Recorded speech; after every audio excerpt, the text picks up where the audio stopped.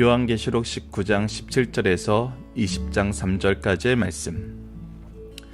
또 내가 보니 한 천사가 태양 안에 서서 공중에 나는 모든 새를 향하여 그 음성을 외쳐 이르되 와서 하나님의 큰 잔치에 모여 왕들의 살과 장군들의 살과 장사들의 살과 말들과 그것을 탄 자들의 살과 자유인들이나 종들이나 작은 자나 큰 자나 모든 자의 살을 먹으라 하더라.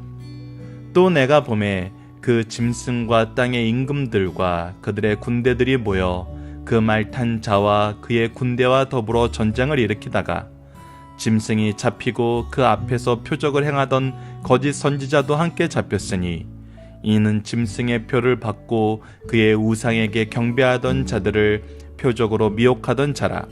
이 둘이 산채로 유황불 붙는 못에 던져지고 그 나머지는 말탄 자의 입으로부터 나오는 검의 죽음에 모든 새가 그들의 살로 배불리더라.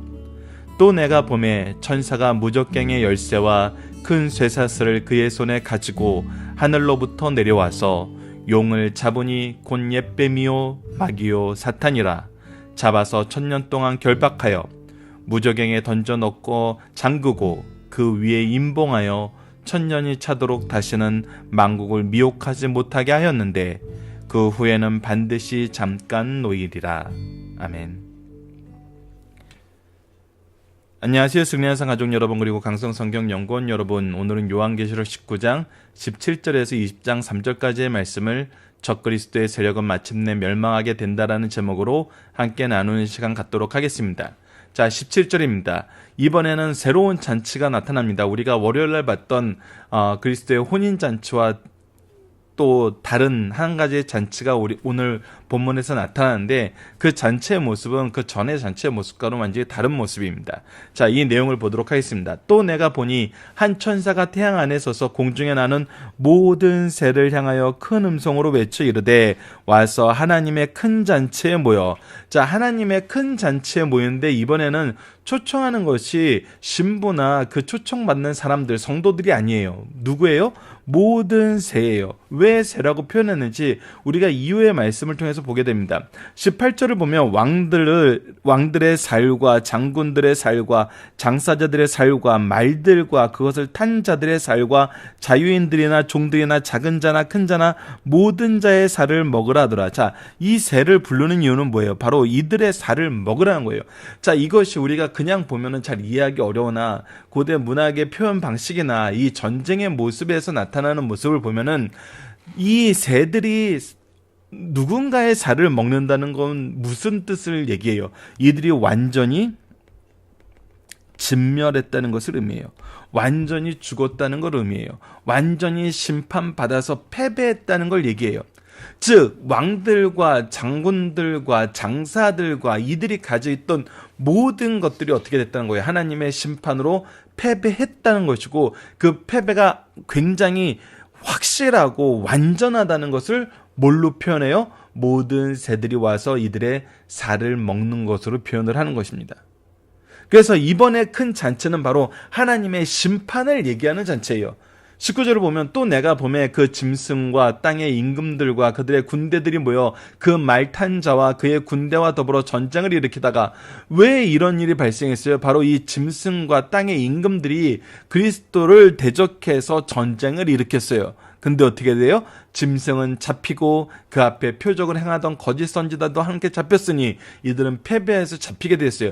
이는 짐승의 표를 받고 그의 우상을 경배하던 자들의 표적으로 미혹하던 자라. 뭐 하던 자라고요? 미혹하던 자라. 이 둘이 산채로 유황불 붙는 못에 던져지고, 그래서 심판의 대상이 되고, 그 나머지는 말탄 자들은 입으로부터 나오는 검의 죽음에 바로 하나님의 말씀이 이들을 진멸시키는데 모든 새가 그들의 살로 배불리더라 라고 하면서 이들의 패배가 완벽함을, 완전함을 우리에게 가르쳐주고 있습니다.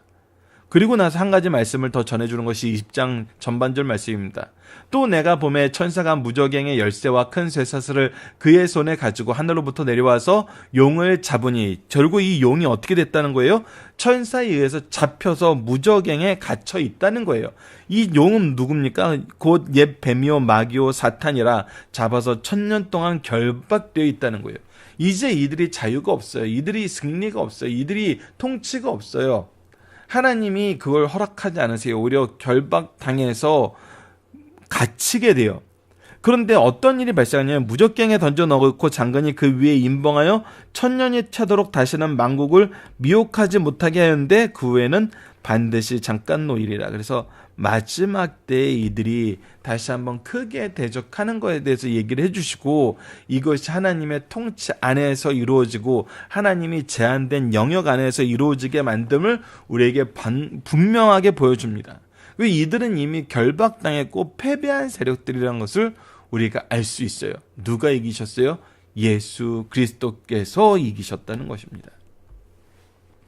자, 본문 묵상하기를 봅시다. 용과 짐승, 거짓 선지자들은 어떤 결과를 맞이하게 되나요? 자, 짐승과 거짓 선지자들은 어떻게 돼요? 그들이 하나님의 예수 그리스도의 군대에 대적을 하나 이들은 잡히고 유황불에 던져지게 되죠. 용은 어떻게 됩니까?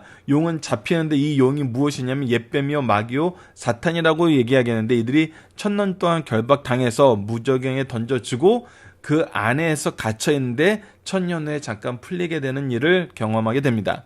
자, 이번 문제는 마귀는 얼마 동안 결박당하고 그 후에 어떻게 되나요? 바로 1000년 동안 갇히게 되고 그 후에 잠깐 풀려남을 우리가 보게 됩니다. 자, 중심사상을 하나씩 확인하도록 하겠습니다. 첫 번째, 성도의 혼인잔치와 대칭되는 하나님의 심판의 잔치는 영원한 형벌의 잔치와 저주의 잔치임을 우리가 보게 됩니다. 주님께서 재림하심으로 최후의 날에는 서로 대조되는 두 잔치가 있는데 그 하나는 어린 양의 혼인잔치입니다. 예수께서 이상적인 신랑이 되시고 성도들은 이상적인 신부가 됩니다. 이는 생명의 잔치로 그 잔치의 성격은 결혼과 같은 것이요, 다른 하나는 살 육체의 잔치로 하나님께서 지적 집행하시고 그 공의를 만족시키기 때문에 하나님의 잔치라고 명령하고 있습니다. 그러나 그 성격은 완전히 다르죠. 이는 땅의 죄인들이 불과 유황으로 타는 못에 들어가는 영벌의 심판의 잔치요 저주의 잔치입니다. 이와 같이 두 잔치를 대조시켜 적그리스도의 세력이 어떻게 종말을 맞이할 것인지를 우리에게 가르쳐주고 있습니다. 두 번째, 인격을 가진 사탄, 인간, 어떤 사탄의 부하도 주의 재림으로 심판받고 멸망받는다는 것입니다.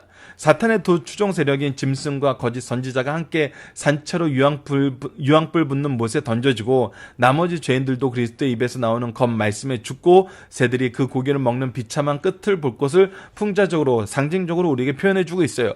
인격을 가진 어떤 사탄의 추종 세력도 주의 재림으로 모두 심판을 받고 멸망할 것을 확실하게 보여주심으로 더 이상 죄악 세상을 추종하거나 유혹받지 말 것을 우리에게 가르쳐주고 있습니다. 마지막 세 번째입니다. 마지막 심판 때는 사탄의 유혹을 받아 범죄한 자뿐 아니라 사탄까지도 완전하게 심판받는다는 것입니다. 이들을 심판하신다는 거예요. 천사가 무저갱의 열쇠를 받아가지고 용을 결박하여 무저갱에 잡아 가두게 됩니다. 이 용의 정체는 옛뱀으로 우리의 시조를 유혹하던 자요, 마귀로 우리를 고발하고 중상모략하고 있던 참소자입니다. 사탄으로 우리를 대적하는 자예요. 그러나 이제는 그리스도의 십자가로 사탄을 무장해제하여 복음이 전파되는 곳마다 악의 세력이 쫓겨나는 것을 우리가 보게 됩니다. 이와 같이 사탄이 결박된 것은 사탄의 행동을 제한한 것이지 최후 처벌이 아니라는 겁니다. 백보자 심판 후에 그들도 불과 유황으로 타는 못에 던져짐을 받게 됩니다. 사탄의 유혹을 받아 범죄한 자뿐 아니라 사탄까지 심판하신다는 사실을 우리에게 분명하게 보여줍니다. 그들은 이미 종말을 고한 존재들임을 우리가 알게 됩니다. 살펴보기 정답 여러분들 카페를 통해서 확인해 주시고요. 자, 우리는 대적자들의 마지막 모습을 확인할 수 있었습니다. 이것을 근거로 우리는 어떠한 모습으로 복음의 사역을 감당해야 되는지 나눠봅시다. 우리가 환난 속에서도 아직 오지 않은 승리와 영광을 찬양할 수 있는 삶을 산다는 것이 이 사회에서 우리가 어떠한 역할을 감당하는 것인지 생각해 봅시다는 겁니다. 이 부분은 여러분들 각자가 주의 깊게 보셔야 됩니다. 우리가 예수 그리스도의 백성으로 산다는 거, 예수 그리스도의 혼인잔치에 초대받은 자로 산다는 거, 이거 굉장히 중요한 겁니다. 그런데 우리가 성경 안에서 이 혼인잔치로 비유되는 마태복음 22장 말씀이나 누가복음 14장 말씀에서 우리가 뭘 볼 수 있어요? 그것을 거부하는 자들을 볼 수 있어요. 그것을 더 이상 중요하게 여기지 않는 자들을 볼 수 있어요. 그리고 이 말세 때를 가르쳐주는 요한계시록 말씀을 통해서 우리가 들었던 말씀이 뭐예요? 자, 13장 10절에 이렇게 기록되어 있었죠. 사로잡힌 자는 사로잡혀 갈 것이요 칼에 죽을 자는 마땅히 칼에 죽을 것이나 성도들의 인내와 믿음이 여기 있느니라. 요한계시록 14장 12절에서도 성도들의 인내가 여기 있나니 그들은 하나님의 계명과 예수에 대한 믿음을 지키는 자니라라고 얘기하고 있습니다. 우리가 감당해야 될 것은 이 믿음을 지키는 것이고 이 믿음 안에서 승리할 것을 믿고 이 승리를 바라보며 소망하며 사는 삶을 사는 것입니다. 우리 믿음의 선조들이 그렇게 해서 승리를 우리에게 확인시켜 주었고 우리 또한 이 승리를 우리가 소유했음을 믿고 증거하는 삶을 살 수 있다는 것입니다. 이 안에서 승리의 소식을 전하는 우리 승리한산 가족 여러분들, 그리고 강성성경연구원 여러분들 되었으면 합니다. 예수 그리스도 안에서 우리는 어떠한 삶을 사나요? 항상 승리를 선포하고 승리의 증인이 된다는 것입니다.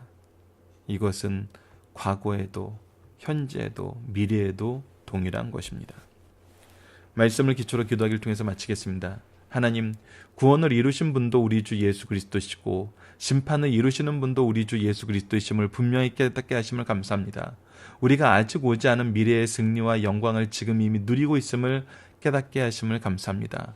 우리가 환난과 핍박 속에서 더욱 인내하는 신앙을 가지게 하여 주시고 거룩함을 누리고 선포하며 오직 주님이 오실 때까지 어린 양 되신 그리스도의 모습을 본받아 끝까지 사랑하게 하여 주소서. 예수님 이름으로 기도드립니다. 아멘.